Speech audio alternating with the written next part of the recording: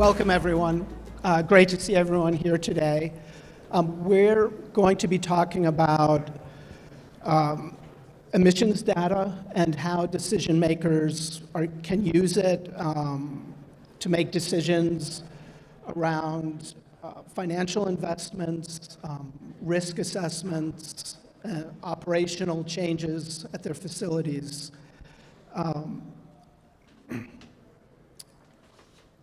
We're going to dig into some trends in the oil and gas sector, the power sector, and sort of look broadly across, multi-sectors, and then we'll look at some of the challenges decision makers have in dealing with sort of what seems like a flood of information. And at the end, we'll have a period for questions and answers. So our panel here represents a diverse perspective sort of across the data ecosystem. We have someone here from a company that measures methane emissions in the Permian Basin. We have an investor with a major portfolio that has to make investment decisions. And we have basically an information provider and then a consultant who helps people navigate this area. So I'd like to introduce our panel. I'll ask you to introduce yourselves, tell us a little bit about your organization, and then also tell us what sort of data you use. And we'll start here with Michael. Sure. Thanks, everybody, for coming. My name is Michael Weston. I'm with the California State Teachers Retirement System. We got about 1 billion members in the state of California that are active and retired teachers. I'm guessing that most of you have had some sort of interaction with a teacher somewhere in your life. But we're not involved in the teaching, we're involved in their retirement plan, about a $400 billion pension. If you think about it, 1 million members, $400 billion, it comes out to about $400,000 a person. So the question, why are we interested in data, particularly data regarding methane? We're a large asset holder. We basically have about 20,000 equities, and that includes a lot of oil and gas, a lot of utilities, a lot of industry. But we're also a very socially conscious fund, and we have a net zero goal by 2050. And I'll leave it there. I'm Paul Atkinson with S&P Global. You may be familiar with S&P from a corporate credit rating standpoint, but from an energy and a data standpoint, S&P is very large. We provide data to financial institutions such as Caltrans, as well as corporate entities. But everything from pricing benchmarks for global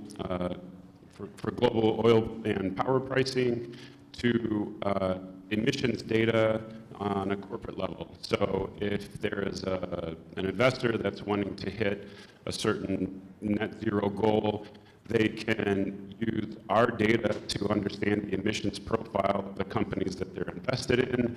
And then from a corporate standpoint, companies use it a lot to see how they're progressing against their goals or against their competitors, or how they're meeting national or regulatory standards as well. So from an energy data standpoint, we've got pricing, we've got production, as well as asset level data and the emissions corresponding with those. AJ? My name is AJ Simon. I'm with Carbon Direct. Carbon Direct is a consulting and advisory company. We help other companies navigate the clean energy and carbon management space. We have advised a number of the largest buyers in the high quality carbon credit, carbon removal market.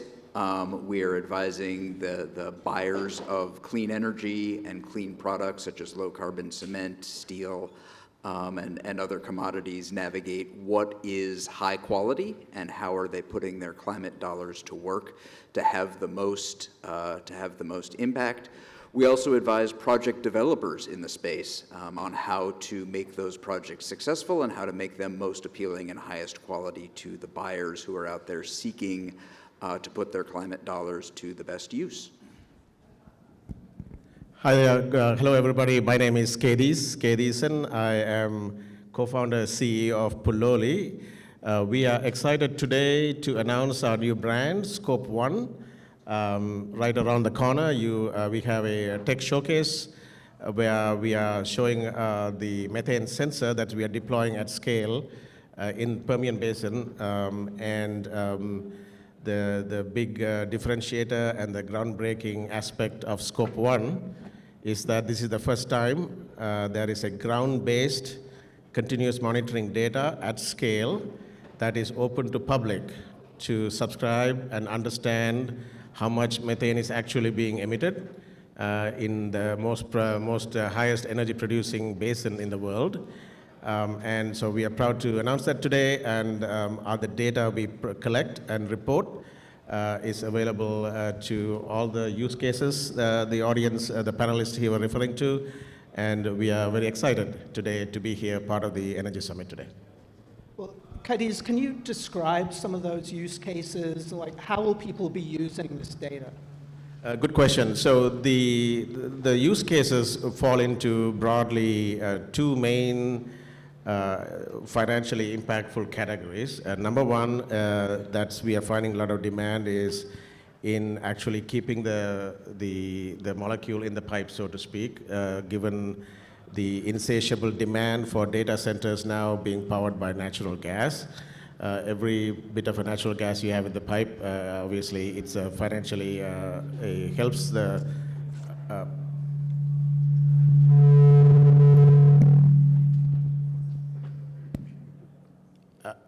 to keep the molecule in the pipe. And then the second category of use cases that we are finding demand is broadly what we call reputational risk management. It's a very broad category. What essentially it translates into is that it turns out methane emission data is a good proxy for a lot of the reliability and operational best practices of folks upstream and midstream and an oil and gas industry.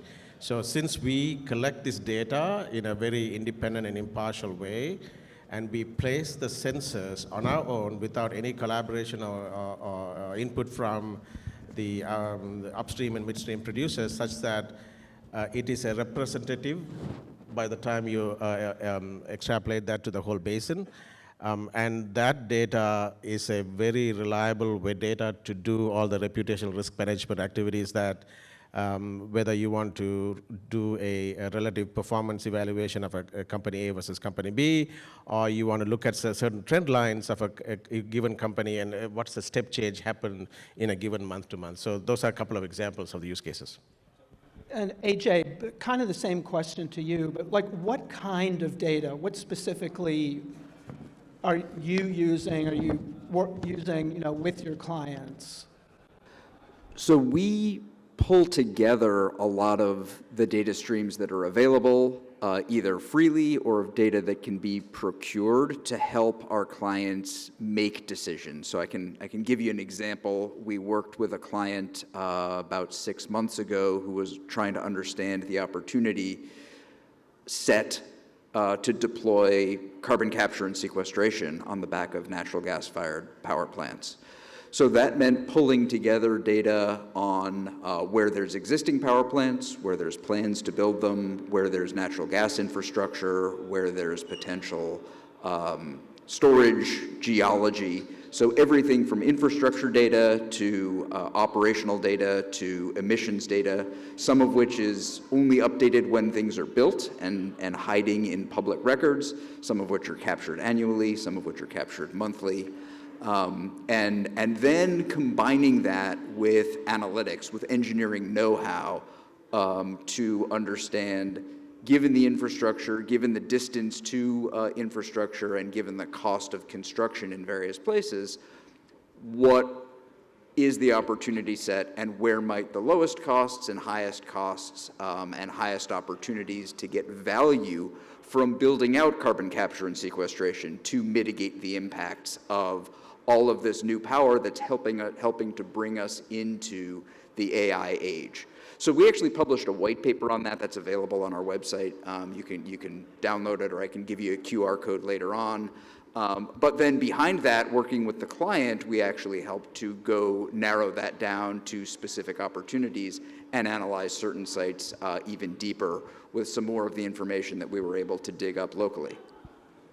Great. And so, Paul, can you talk a little bit about the financial risks around climate change, just to give us maybe some kind of perspective on what's driving some of this interest in all this data? Sure. We do a lot of climate scenario analysis and actually provide the climate risk data to companies. So what that means is we look at basically the physical hazard risk from 10 different climate hazards, from pluvial and fluvial flooding, fire risk, drought, heat risk, several different hazards. And so we've built basically impact pathways for over 200 different types of assets for these hazards. So we know specifically the kind of impact that it's going to, that let's say a hurricane is going to have on an avocado farm, from lost employee hours, reduction in yield, mitigation costs, things like that. So we approach climate from a risk standpoint. What are the risks to my operations and revenue? What percentage of EBITDA does climate risk present for all of the assets that my company has?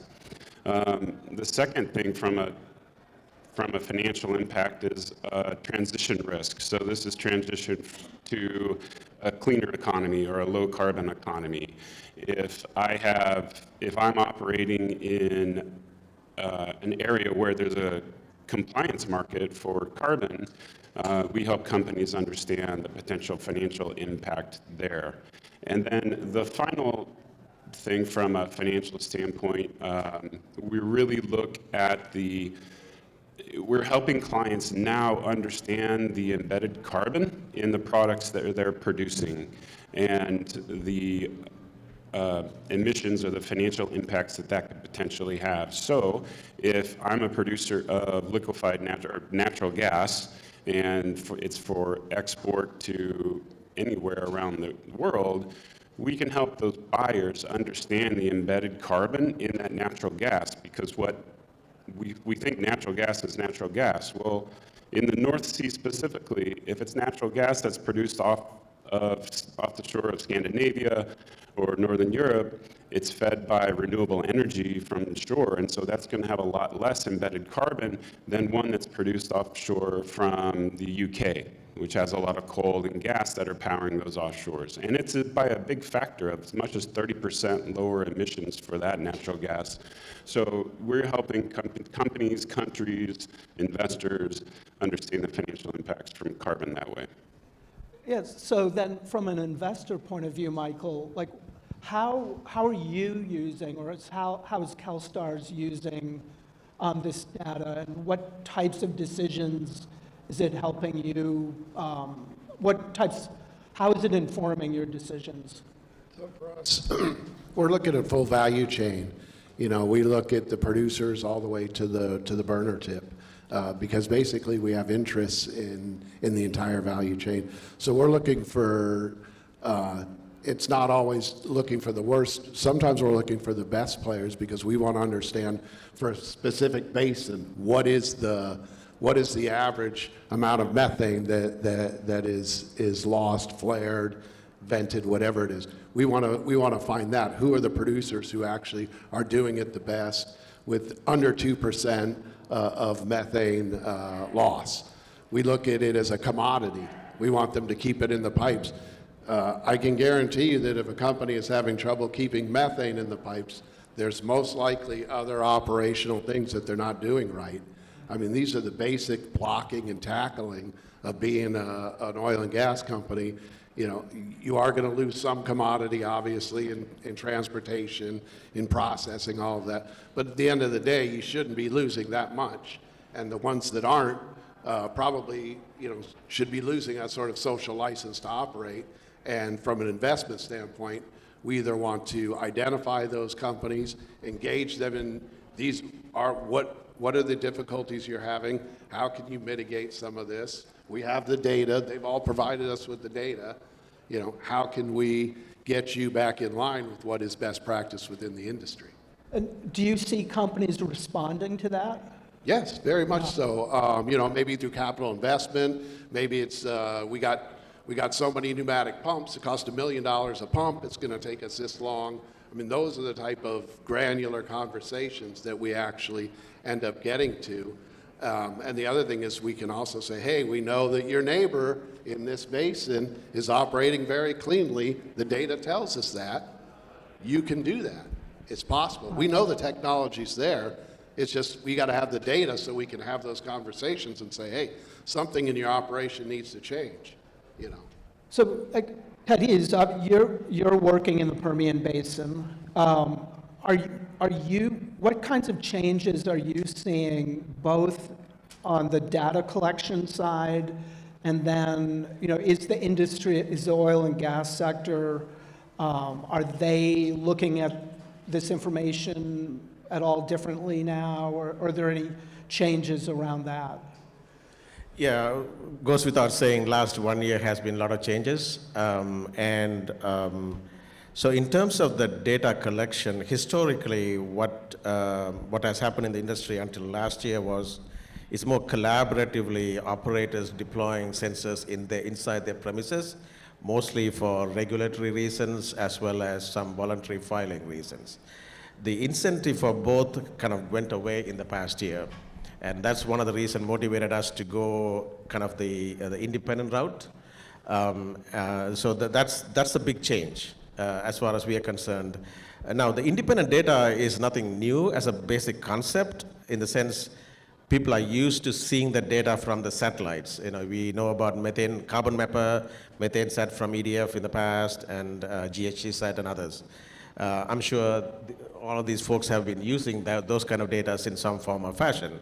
What big change in the past year, and spearheaded by Scope 1, is now it is being done from the ground at a scale that was never done before, and it is a independent data collection done without any kind of collaboration or communication with the energy producers. So that's a big change. Industry never had this data before. You know, we are opening up for public subscription basically starting today.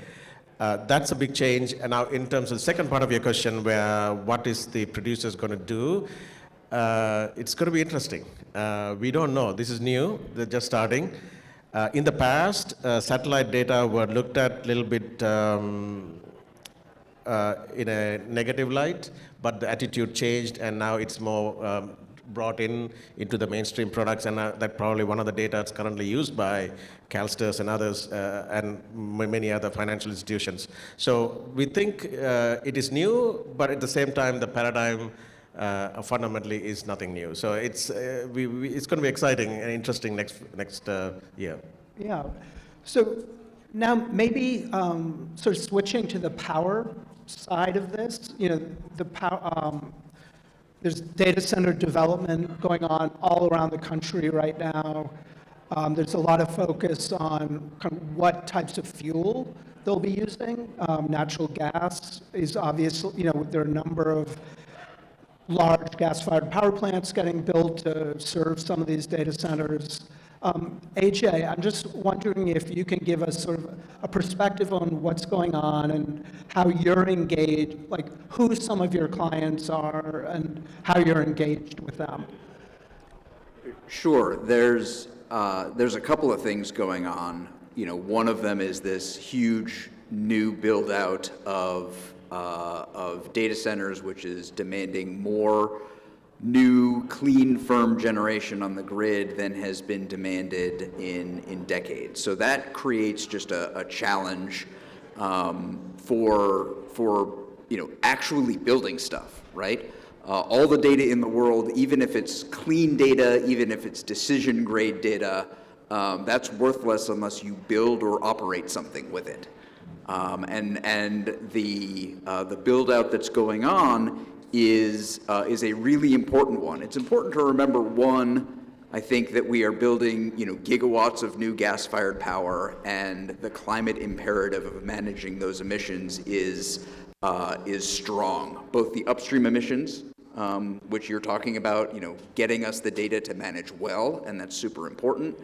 The CO2 emissions from the combustion of that, but put it in perspective, right? That's probably a tenth of the new power that's coming online for every gigawatt scale natural gas fired power plant that's being built to support a data center. There's probably another 9 gigawatts of renewables or renewables and storage coming online, which requires a totally different set of data streams around how the electricity grid is being managed to do properly. And let's say that renewable electricity is located remotely in another area that is almost saturated with renewables. Is that actually making a difference, or is it just pushing other renewables off the grid? Again, building things, operating them, and then making the decisions to first deliver the energy that we need for abundance and prosperity, and close after that, do that in a way that is effective for the climate and for what was it, Earth Day was yesterday, San Francisco Climate Week is this week. That's what we need to be talking about. Well, so you just mentioned the issue of, like, if I'm a company in California, but I've signed up to buy some wind power from Oklahoma, how do you measure that, I guess? And so, Paul, I was going to ask you about, there have been some changes to the greenhouse gas protocol.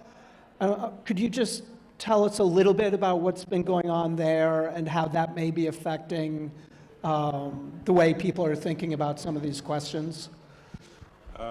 Sure.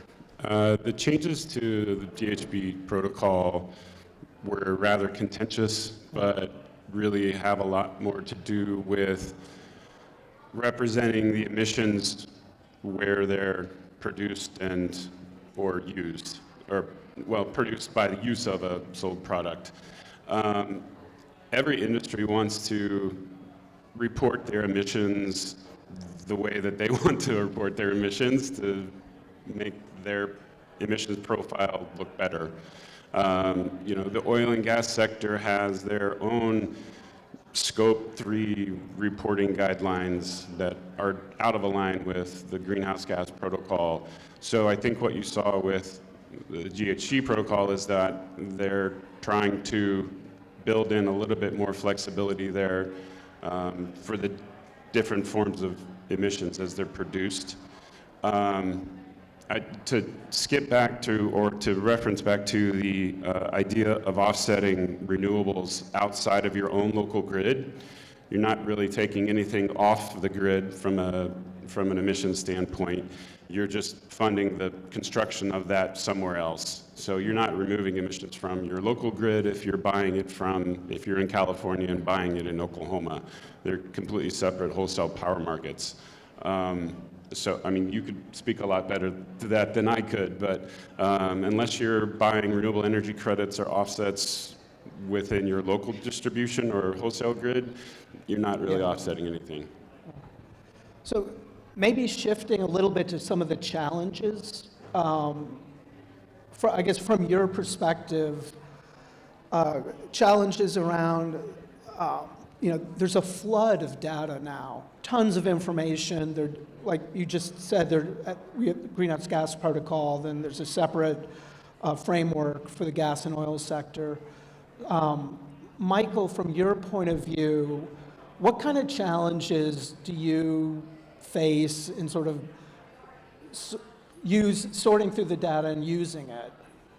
That's a great question. The comparability is huge, and Paul sort of mentioned that. Within an industry, there should be a standard for how you're measuring emissions. It has to be comparable. I have to be able to look at X company and Y company and know that the data is basically the same, that I'm interpreting it the same, that they're calculating it the same. That's not going on. Accurate data is the second thing. We do have accurate data, we believe, and if there's investors here that are investing with a company that you say you don't trust the data that they're providing, I would ask you why you're investing with them, because if you're investing with them, you're trusting with your money, you should probably be trusting the data that they're giving you. And if you're not, you should be having those hard conversations. And then the last thing is we want it to be timely.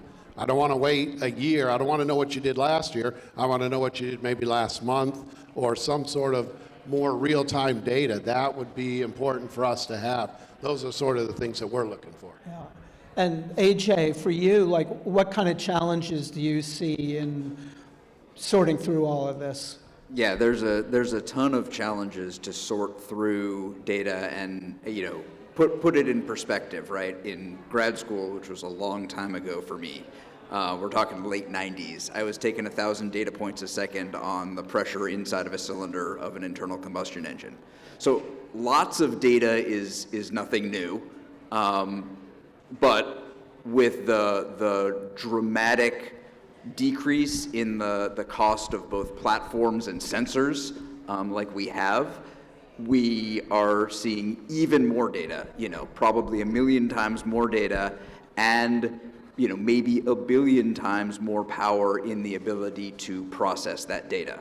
And that creates both opportunities, because the analytics are nearly free at this point, but that also creates a number of pitfalls in terms of the ability to actually interpret that data, to get multiple perspectives from folks who have built similar projects, looked at similar data, and can tell whether or not there might be bias in the data, there might be errors in the analytics.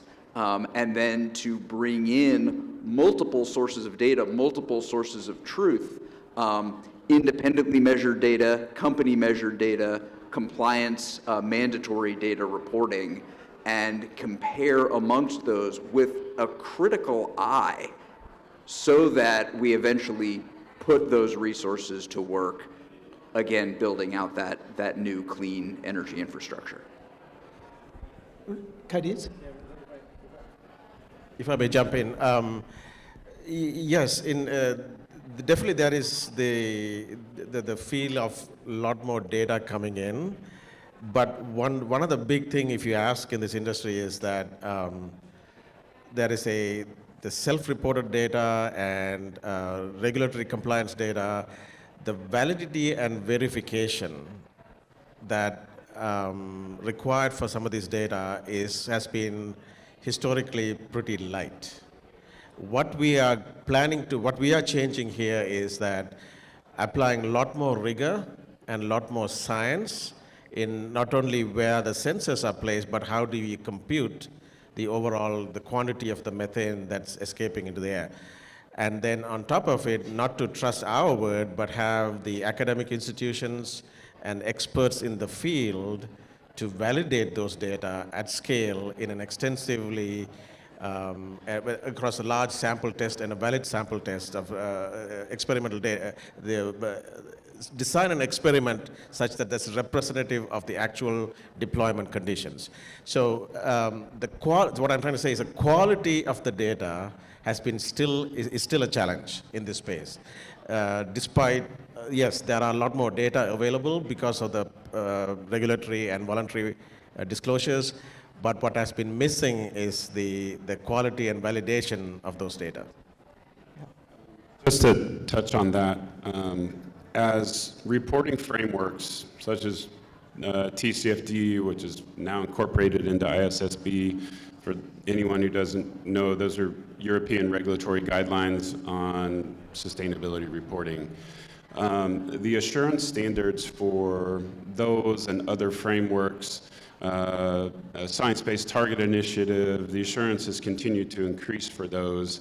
The assurance necessary, though, for the fairly newly implemented cross-border adjustment tax in Europe, it has a much higher level of assurance that's being required for those. California's emissions and climate reporting standards, the assurance standards are going up for those as well. But to get back maybe to the original question, so making sure that we're not comparing apples to oranges from an emissions standpoint, getting down to the product level emissions is where I'm seeing us going. And this is products from aluminum to, like I said, oil and gas, petrochemicals, LNG, et cetera, and understanding the emissions associated with those at an operational level. So what I mean by that is, if I know the emissions for oil and gas production in a particular area, I can have a model that's built off of actual operational metrics, the amount produced, et cetera. Whereas right now, mostly we're doing that with financial ratios. So I know generally, let's say to produce an aluminum can, it's 10 grams of carbon per can. And I apply that to the entire industry. So if Ball makes 10,000 of these, I know that the emissions associated with that is pretty easy to factor out. But we're getting away from that because there's such a wide variety in who produces what and how, where it comes from.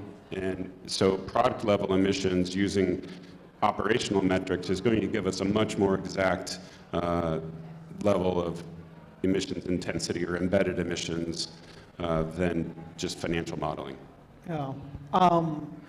So somewhat related to that, just thinking of trends, what you're seeing in this space today, I'm curious how the election of Donald Trump and the Trump, actions taken by the Trump administration, how that's affecting demand for some of this information. What kind of changes are you seeing? And maybe you're seeing changes driven by other issues. But so just kind of what's happening today in this space. And maybe Michael, we'll start with you, please. Sure, I can say we're using the same data now that we were using under the prior administration, so we haven't changed the way that we view companies. I think Paul made a great point about the third-party validation. If everybody's using the same formulas and everybody's using the same framework, it shouldn't be very difficult to get somebody, just like you do with your financial records, to come in and audit your emissions data. Paul, what are you seeing? I'm seeing the market drive more of energy demand, energy production, energy data than I think pressure put on by governments. The demand for power right now is outstripping really any decisions that maybe the government might be putting on you, other than if you're developing on public lands.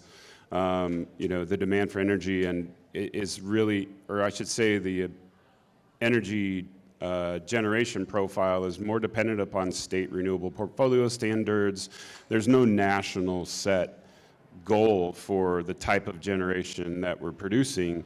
It's more done on the wholesale level or at the state level because of renewable portfolio standards. Even the offshore wind that was canceled by Trump, is getting, those projects are being brought back because they're losing lawsuits because these have already been greenlit. The infrastructure is already being built, and those are going forward well because that's driven by Maryland, or it's driven by New Jersey, or as long as it's not in federal waters or it's not on a federal lease that hasn't yet been granted, those are still progressing too. It's the market that I've seen driving development as opposed to government regulation. Well, AJ, just specifically, I'm thinking of, the Trump administration has been pushing fossil fuel, just generally gas-fired power plants. And there's been a lot of questions around what's happening with the sustainability goals with some of the data center companies. I think I'd echo what's been said already, that it's private action demanding sustainable power products and literal climate action in the form of carbon removals that is driving this market. I think I already said I've been in this space a long time. I've been waiting for for strong and consistent federal carbon policy for about 25 years. And I will tell you that I will be the first person dancing in the streets when it happens, but fool me once, shame on you. Fool me for 25 years, shame on me. I'm just not waiting for it anymore. There have been a couple of things that have happened in this administration that have almost undercut where the data is. So the discontinuation of EPA greenhouse gas reporting program, subpart RR specifically, and the carbon management industry rallied around that and first said don't do that, and then they rallied behind the IRS and said we can provide the same data to maintain the same level of transparency to apply for carbon capture tax credits. So there are some, from a data-specific standpoint, there are a few things that have happened that have been really disappointing political actions, but from what is needed from the private sector to continue driving good and clean energy decisions forward, there's a lot of rays of hope. What has not changed is laws of nature hasn't changed. Laws of physics hasn't changed. There is a change in the administration. So what that leads to is a temporary shift in data flow models and business models. As I mentioned earlier, the regulatory framework has been weakened, both domestically and globally. But that, to AJ's point, and I think Michael summarized nicely too, what they have doing now is no different than what they were doing under previous administration. That's a reflection of the if you take the excitement of all the politics out of it, when it comes down to business, the demand for data is real, whether it's coming through regulatory or voluntary, or now using independent third-party data that is produced in a validated, trustable way. The dynamics why the industry needs the data hasn't changed. The dynamics of reputational risk management hasn't changed. The need to have the gas in the pipe hasn't changed. So the fundamentals hasn't changed. Yeah. The drama is there. The distractions are there. But for those who have been living for 20-some years, waiting for things to happen, they are happening. And we are proud to be one of the few to do the large scale. In fact, our scope 1 came out of the administration change. Because we were, as I was mentioning earlier, we were doing more collaboratively, but now we are doing independently because the need for data hasn't gone away. Yeah. Okay. Well, I'd like to open this up to any questions, if anyone in the audience has questions for our panelists. Yeah.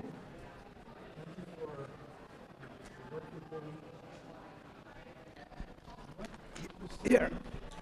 Can I get a mic?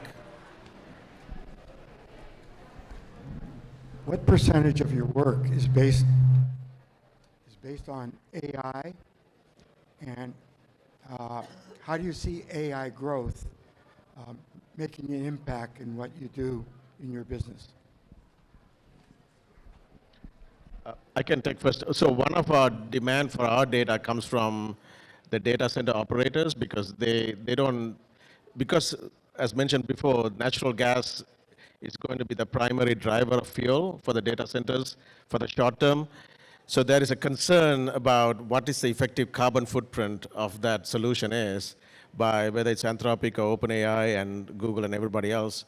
So our data is one of the data sources they're going to use to have at least some idea about the cost of AI in terms of, at least on the natural gas side. The carbon cost for AI is a lot more than that, obviously, but this is an important data point for them.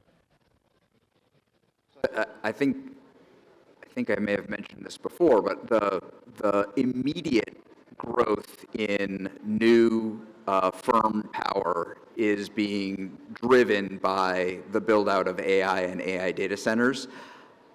It's my opinion that is the first of what is likely 4 waves of increased electrification. We haven't grown our electric grid much. It's been growing at between 0 and 1% for the past 30 years. But with the build out of AI data centers, with the deployment of electric vehicles, with the electrification of industry and heat, and eventually the need to do atmospheric carbon removal, the long-term trend of electrification is nothing but up and to the right.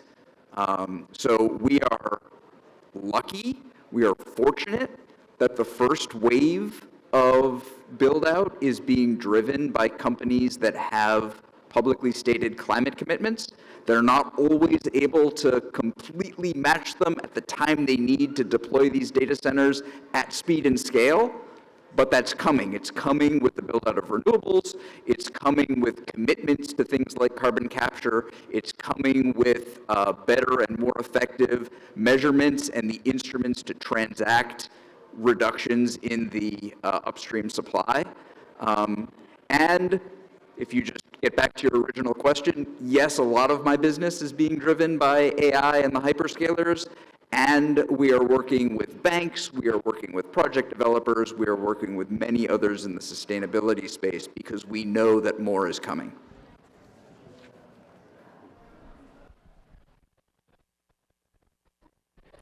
Hi. Can you hear me? Yeah. Most of you started by talking, you're either investors or you work with investors to provide data on what we used to call ESG until recently. This question is about the value proposition for ESG investing. And we all in this business know that it's reality and that the risk involved is real, but the public perception is important. So my question to you is, from a public perception, return on investment as ESG is part of the decision criteria, what are you seeing right now? What's the life cycle of this retrograde motion we're in right now? And when will it recover and be back on the trajectory where this makes sound business sense?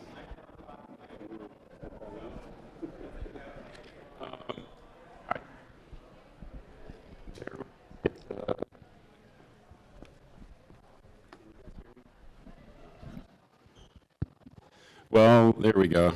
I just need to be more forceful.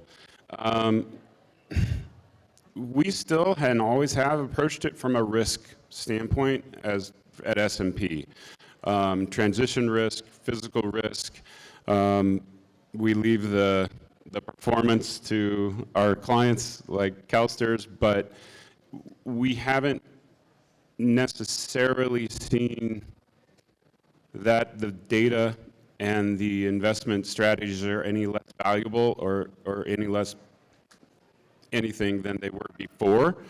Maybe, I think it's like a lot of things, it's a tempest in a teapot. Not that it's not important, it is very important, but we're just calling it different things now.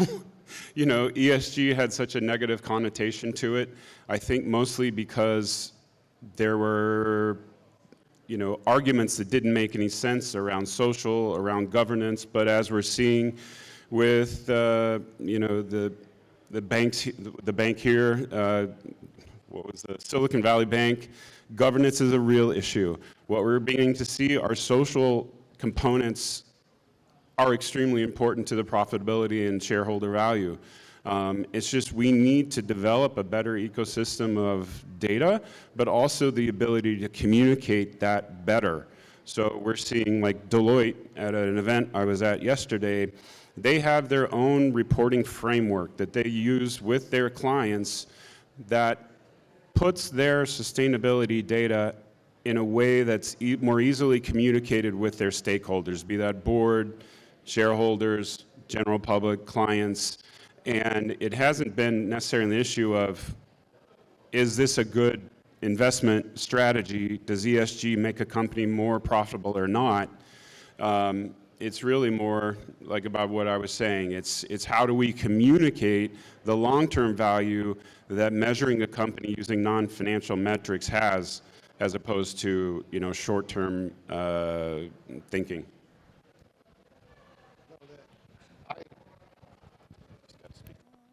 Think about ESG, really what you're looking at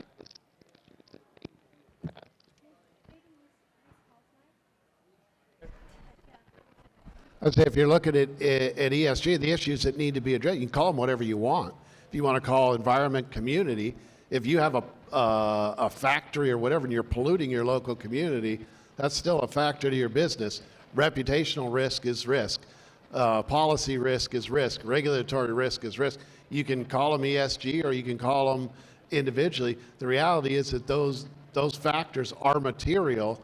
I think from an investor's perspective, if you're engaging a company, you had better understand that company's business. You better understand how they operate, where their pain points are, and whether you want to call it ESG or we see material problems with your company. If you do your homework, you can make the connection. You know, is it going to bring the company down? Maybe not, but is it a best practice to run an efficient operation? I would think that that's that's pretty much where you hope most companies are starting.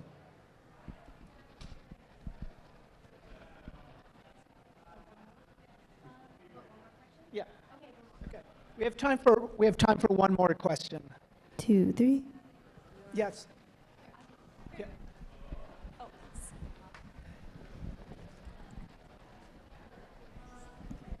So with the current situation with natural gas actually going negative in terms of pricing out of the Permian, and also the political situation in the 2 states in which the Permian Basin is located, one having a very aggressive methane capture, and that is also the more productive state. What are you seeing with those issues in terms of the interest in that kind of data collection? Both are but the offtake challenges still exist in Permian. Flaring is still happening quite a bit. What hasn't changed is the verification and validation of the methane emissions data. That need for that hasn't gone away. Now, whether that is to feed a data center, to whether to have as a proxy for operational excellence, those use of the data hasn't changed. The need for that hasn't changed. So there's a multitude of use cases for these data. It's not just one, and some of the examples you mentioned are true, but they are second order, I would say, despite they should be a first order, but they're second order. I think the need to have this data measured at scale in a validated and an impartial, neutral, independent third-party model is real for so many different use cases. The 2 of them you mentioned are real, but there are a whole lot more other than that, but that drives the need for the data.